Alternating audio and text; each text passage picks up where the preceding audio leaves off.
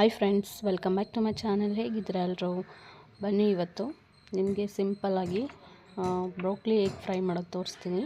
ಅದಕ್ಕೆ ಬೇಕಾಗಿರೋ ಸಾಮಾನು ಆಯಿಲ್ 1-2 ಟೇಬಲ್ ಸ್ಪೂನು, ಮತ್ತು ಜಿಂಜರ್ ಗಾರ್ಲಿಕ್ಕು ಎರಡೂ ಸಣ್ಣದಾಗಿ ಕಟ್ ಮಾಡ್ಕೊಂಡು ಹಾಕ್ಕೊಂಡಿದ್ದೀನಿ. ಬೆಳ್ಳುಳ್ಳಿ, ಶುಂಠಿ ಮತ್ತು ಕರಿಬೇವು, ಹಸಿಮೆಣ್ಸಿನ್ಕಾಯಿ ಒಂದು 3-4.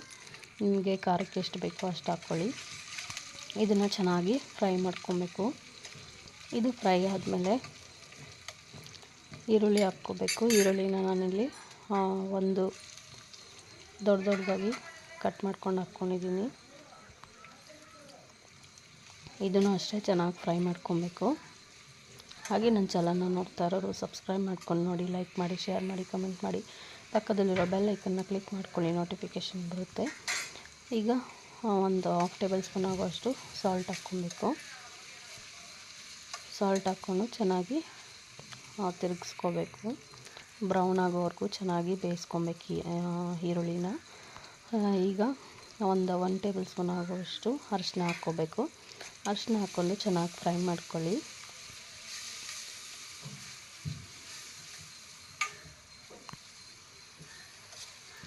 ಅರಿಶಿನ ಎಲ್ಲ ಫ್ರೈ ಆದಮೇಲೆ ಈಗ ಬ್ರೋಕ್ಲಿನ ನಾನು ಬಿಸಿನೀರಲ್ಲಿ ಸ್ವಲ್ಪ ಹೊತ್ತು ನೆನೆಸಿಟ್ಕೊಂಡಿದ್ದೆ, ಅದನ್ನು ತೊಳೆದ್ಬಿಟ್ಟು ಹಾಕ್ಕೊತಾ ಇದ್ದೀನಿ. ಮತ್ತು ಸ್ವಲ್ಪ ಬೇಯಿಸ್ಕೊಂಡ್ರು ಚೆನ್ನಾಗಾಗುತ್ತೆ. ಇಲ್ಲ ನಿಮ್ಗೆ ಬರೀ ಬಿಸಿನೀರು ಹಾಕ್ಕೊಂಡು ಹಾಗೆ ಹಾಕ್ಕೊಂಡಂಗಿದ್ರೆ ಹಾಕ್ಕೊಬೋದು. ನಾನು ಸ್ವಲ್ಪ ನೀರು ಕುದಿಸ್ಕೊಂಡು ತೊಳ್ಕೊಂಡು ಹಾಕ್ಕೊಂಡಿದ್ದೀನಿ. ಇದೆಲ್ಲ ಆಯಿಲಲ್ಲೇ ಚೆನ್ನಾಗಿ ಫ್ರೈ ಆಗಬೇಕು. ಬ್ರೋಕ್ಲಿ ಹಾಕ್ತಿರೋದು.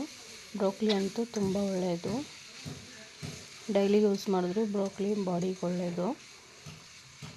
ನೀವು ಯೂಸ್ ಮಾಡಿ, ಇದೊಂದ್ಸಲ ಟ್ರೈ ಮಾಡಿ, ನಿಮಗೂ ಇಷ್ಟ ಆಗುತ್ತೆ. ಯಾರು ಮಕ್ಕಳು ಎಲ್ಲ ತಿಂತಾ ಇರಲ್ಲ, ಈ ಥರ ಮಾಡಿಕೊಡಿ, ತಿಂತಾರೆ. ದೊಡ್ಡವರಿಂದ ಮಕ್ಕಳವ್ರಿಗೂ ಈ ಥರ ತಿಂತಾರೆ. ಮತ್ತು ನೋಡಿ, ಇಲ್ಲಿ ನಾನು ಒಂದು 4 ಮೊಟ್ಟೆ ಬೀಟ್ ಮಾಡ್ಕೊಂಡು ಇಟ್ಕೊಂಡಿದ್ದೆ, ಅದನ್ನು ಹಾಕ್ಕೊತಾ ಇದ್ದೀನಿ. ಇದು ಬಿಸಿ ಆದಮೇಲೆ ಒಂದು ಸ್ವಲ್ಪ ತಿರುಗಿಸ್ಕೋಬೇಕು. ಚಪಾತಿಗೆ ಮತ್ತು ಚಪಾತಿಗೆ ಮತ್ತು ಅನ್ನದ ಜೊತೆಲೆಲ್ಲ ಚೆನ್ನಾಗಿರುತ್ತೆ. ಪರೋಟ, ಚಪಾತಿ, ಅನ್ನದ ಜೊತೆ ಎಲ್ಲ ಚೆನ್ನಾಗಿರುತ್ತೆ. ಬೇಕಂದರೆ ನೋಡಿಕೊಂಡು ಸ್ವಲ್ಪ ಸಾಲ್ಟ್ ಹಾಕ್ಕೊಬೇಕು. ನಾನಿಲ್ಲಿ ಮತ್ತು ಒಂದು 1/2 ಟೇಬಲ್ ಸ್ಪೂನ್ ಆಗೋಷ್ಟು ಸಾಲ್ಟು ಮತ್ತು ಚಿಲ್ಲಿ ಫ್ಲೇಕ್ಸ್ ಹಾಕ್ಕೊತಾ ಇದ್ದೀನಿ. ಚಿಲ್ಲಿ ಫ್ಲೇಕ್ಸು ಮತ್ತು ಆರಿಗಾನೋ ಎರಡೂ ಹಾಕ್ಕೊತಾ ಇದ್ದೀನಿ. ಈಗ ಎಲ್ಲ ಶಾಪಲ್ಲೂ ಅವೈಲೇಬಲ್ ಇದೆ. ಚಿಲ್ಲಿ ಫ್ಲೇಕ್ಸು ಮತ್ತು ಆರಿಗಾನೋ ಮತ್ತು ಪೆಪ್ಪರ್ ಪೌಡ್ರು 1 ಟೇಬಲ್ ಸ್ಪೂನ್ ಹಾಕ್ಕೊಂಡಿದ್ದೀನಿ. ಇದೆಲ್ಲ ಹಾಕ್ಕೊಂಬಿಟ್ಟು ಚೆನ್ನಾಗಿ ತಿರುಗಿಸ್ಕೊಳ್ಳಿ. ಚೆನ್ನಾಗಿ ತಿರುಗಿಸ್ಕೊಬೇಕು. ನೋಡಿ, ಈ ಥರ ಪುಡಿಯಾಗಿ ಆಗಬೇಕು. ನೀವು ಒಂದು ಸತಿ ಟ್ರೈ ಮಾಡಿ, ಸಖತ್ತಾಗಿದೆ. ನೋಡಿ, ರೆಡಿಯಾಗಿದೆ. ಈಗ ಬ್ರೋಕ್ಲಿ ಎಗ್ ಫ್ರೈ ರೆಡಿಯಾಗಿದೆ ನೋಡಿ. ಈಗ ಕೊತ್ತಂಬರಿ ಸೊಪ್ಪು ಸ್ವಲ್ಪ ಚಿಮ್ಸ್ಕೊಂಡು ತಿರುಗಿಸ್ಕೊಬೇಕು.